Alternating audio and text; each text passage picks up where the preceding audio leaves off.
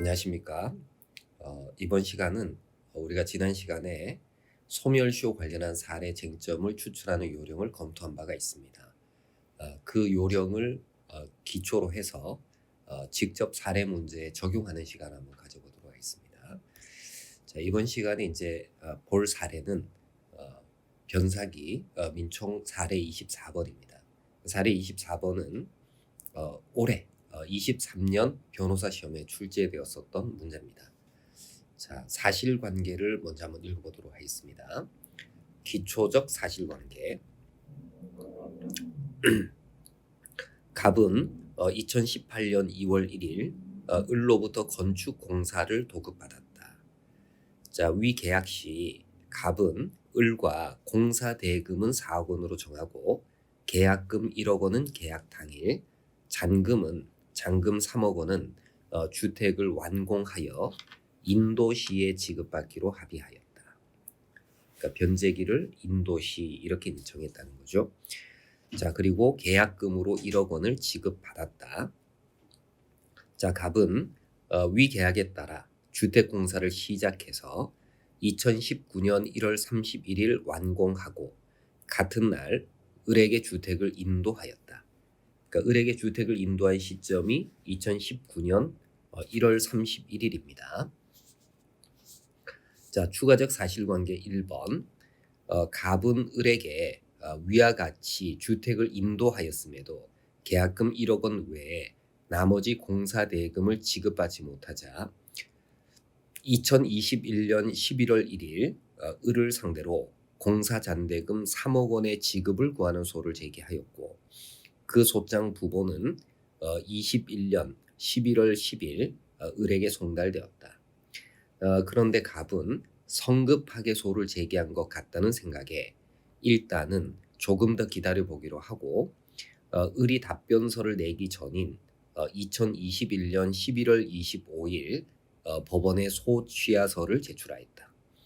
소취하서는 21년 12월 5일 을에게 송달되었다.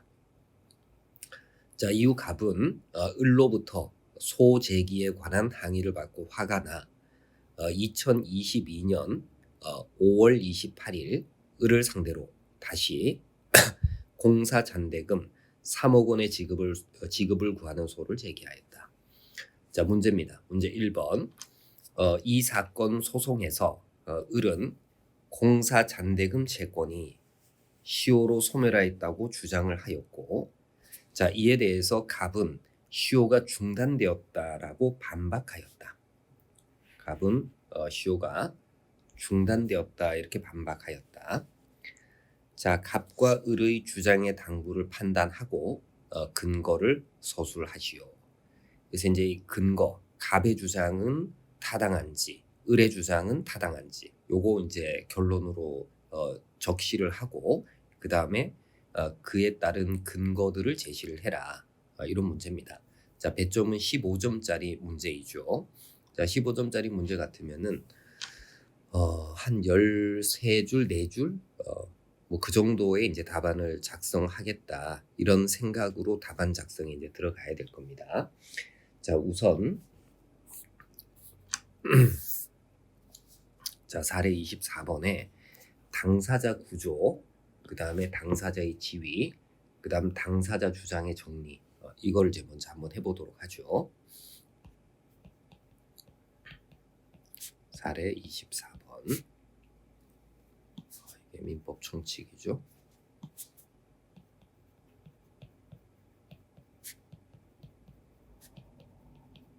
민법 총칙 사례 24번. 자, 먼저 당사자 구조 등을 먼저 살펴보면은, 자, 갑이 을을 상대로 해서 이 사건 소송을 제기하고 있습니다. 그래서 당사자의 구조는 갑과 을이다 이렇게 보시면 되겠죠. 자, 갑은 을에게 공사 잔대금의 지급을 구하는 소를 제기하고 있어요. 공사 잔대금 지급 정구 소송 이렇게 이제 제기를 하고 있고, 자, 그 다음에 갑은 공사계약의 이 사건 공사계약의 수급인 지위에 있는 사람이고요. 그 다음에 을은 도급인 지위에 있는 사람입니다. 자, 그런데 을이 이 사건 소송에서 소멸시효가 완성이 되었다라는 항변을 하고 있어요. 소멸시효 완성의 항변 요 주장을 하고 있고, 그 다음에 이제 갑은 이에 대응해서 소멸시효가 중단이 되었다 이렇게 주장을 하고 있습니다. 시효 중단. 그래서 누구 주장이 타당한 주장이냐라는 것을 이 서술해봐라라는 문제죠. 자, 그럼 이제 여기서는 우리가 이제 소멸시효 관련한 쟁점을 추출하는 요령을 살필 때 어떤 식으로 이제 시작을 합니까? 우선 문제가 되는 그 권리의 소멸시효의 완성 시점을 찾고 완성 전에 있었던 사태들을 검토하고 완성 후에 있었던 사태들을 검토한다. 이런 방식으로 쟁점을 이제 찾아 나가시면 되겠죠. 그래서 이번에 설계 및 쟁점을 파악을 한번 해보죠. 자, 배점이 15점짜리 문제이기 때문에 먼저 결론과 논거라는 방식으로 두 갈식으로 답안을 구성을 하겠다. 이렇게 이제 마음 먹으시고, 자, 결론, 그 다음에 이제 논거 부분을 이제 써야 되는데, 자, 우선 이제 쟁점을 찾아봐야 되잖아요, 그죠? 그러면 제일 먼저 이게 문제가 되는 권리가 공사잔대금 채권이지 않습니까? 그래서 공사잔대금 채권의 소멸시효 완성 시점을 먼저 찾아보시고, 그 다음에 완성 시점 이전에 있었던 사건들을 평가를 한번 해보면 될 거예요. 그래서 이 공사잔대금 채권의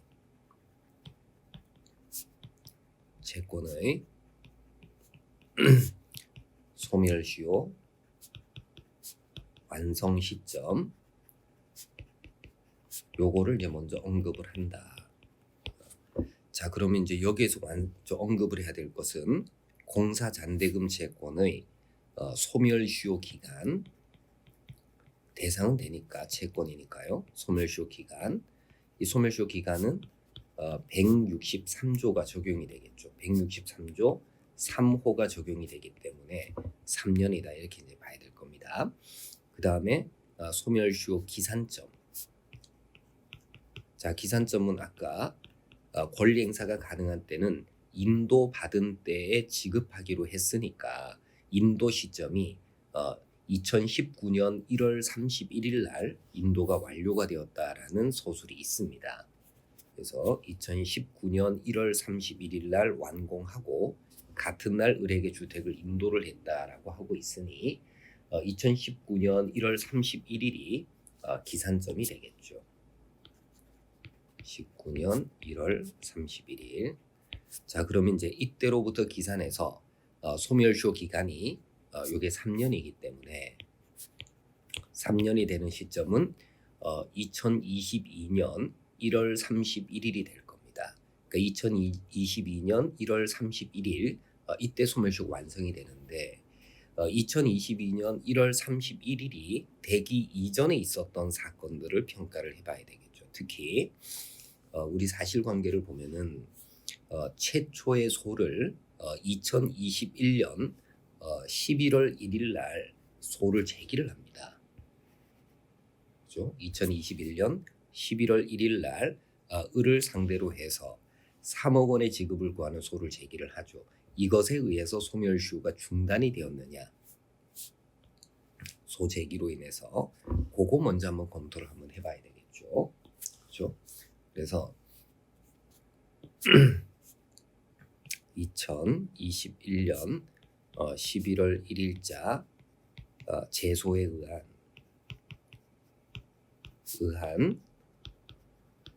소멸시효 중단, 요 얘기를 써줘야 되겠죠. 자, 재판상 청구로 인해서 소멸시효는 중단이 되는 거죠. 그래서 2021년 11월 1일자 제소에 의해 가지고 소멸시효는 중단이 되는데, 다만 소를 취하했기 때문에 중단의 효과는 소급적으로 소멸한다. 요 얘기를 해야 되겠죠. 그러니까 소재기에 의해서 재판상 청구에 의한 시효 중단, 이 효과가 발생을 했지만 그러나 소의 취하에 의해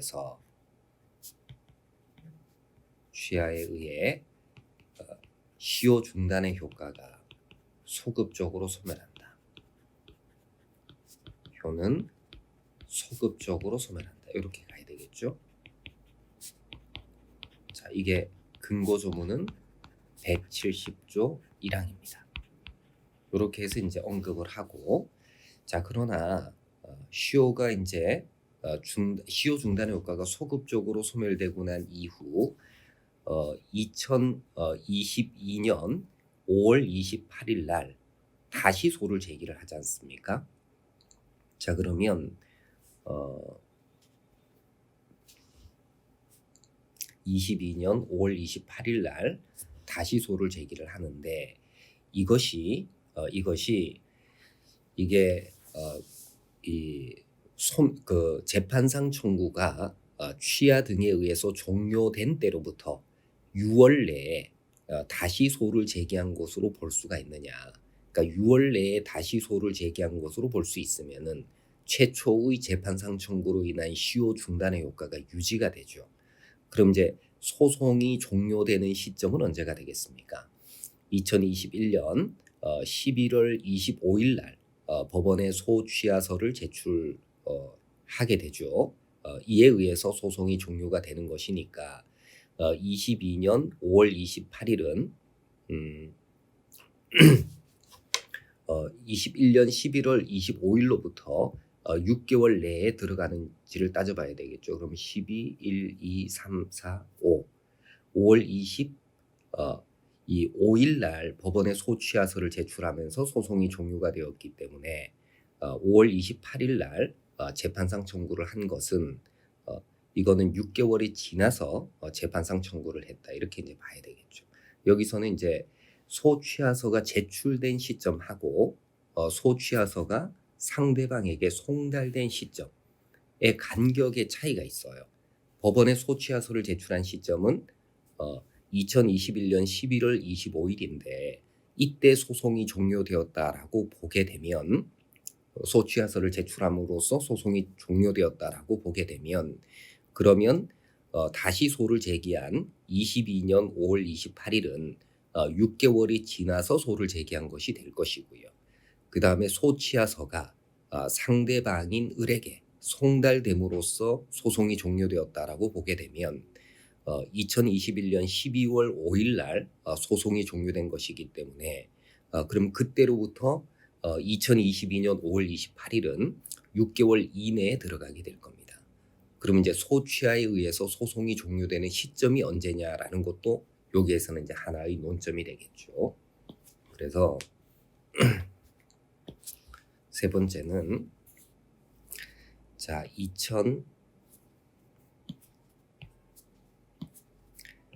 2022년 5월 28일자 제소에 의해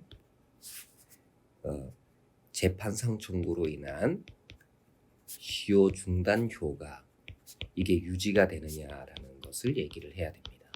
그럼 이게 170조 2항을 언급을 해야 되겠죠. 170조 2항에 따르면 소송이 종료된 때로부터 6개월 내에 재판상의 청구 등이 이루어져야 되겠죠. 소송 종료 후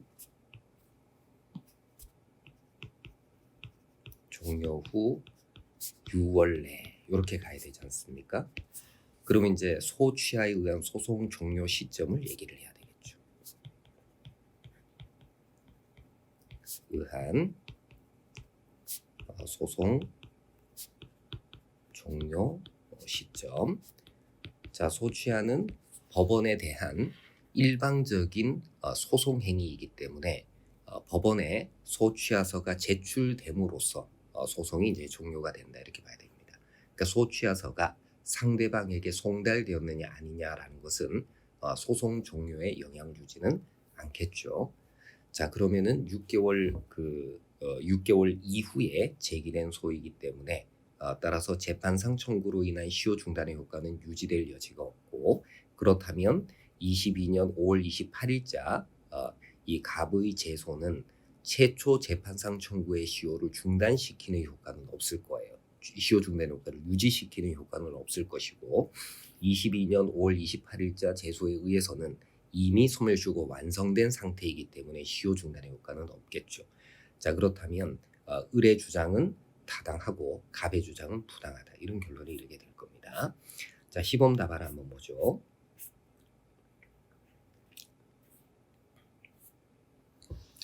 자, 근거를 봅시다. 자, 결론은 갑의 주장은 부당하고 그 다음에 을의 주장은 타당하다. 그러니까 시효가 중단이 되었다라는 갑의 주장은 부당하다, 이렇게 봐야 되겠죠. 자, 동그라미 1번 부분이 쟁점이에요. 자, 공사 잔대금 채권의 소멸시효 기간이 어떻게 되느냐. 그 다음에 재판상 청구로 인해 가지고 소멸시효가 중단이 되느냐. 그 다음에 이제 소취하에 상대방의 동의가 필요한가. 그 다음에 소취하 후에 다시 소를 제기한 경우에 시효 중단의 효과가 유지되는가. 이런 것들이 이제 쟁점이죠. 자, 먼저 첫 번째 공사 잔대금 채권의 소멸시효 완성 시점에 대한 얘기를 합니다. 자, 갑의 공사 잔대금 채권의 소멸시효 기간은 3년이고 갑이 주택을 완공하여 을에게 주택을 인도한 2019년 1월 31일부터 3년이 경과하는 2022년 1월 31일 소멸시효가 완성한다. 완성 시점을 먼저 제시를 합니다. 그래서 완성 시점 요거를 이제 얘기를 하고, 자, 그다음에 2021년 11월 1일자 제소로 인해 가지고 갑의 공사대금 채권의 소멸시효는 중단이 되지만 갑은 피고 을이 준비서면을 제출하기 전에 소취하서를 제출하였기 때문에 을의 동의를 받을 필요가 없고, 그 다음에 갑이 법원에 소취하서를 제출한 2021년 11월 25일 소송은 종료가 된다. 그러니까 요 얘기는 민소법의 논점이기는 하지만 언급할 필요가 있는 겁니다. 특히 이제 소취하에 상대방의 동의가 필요한가라는 부분은 아까 제가 설명을 드리면서 빼먹었는데 이 부분도 반드시 언급이 되어야 될 중요한 논점이다, 이렇게 봐야 되겠죠.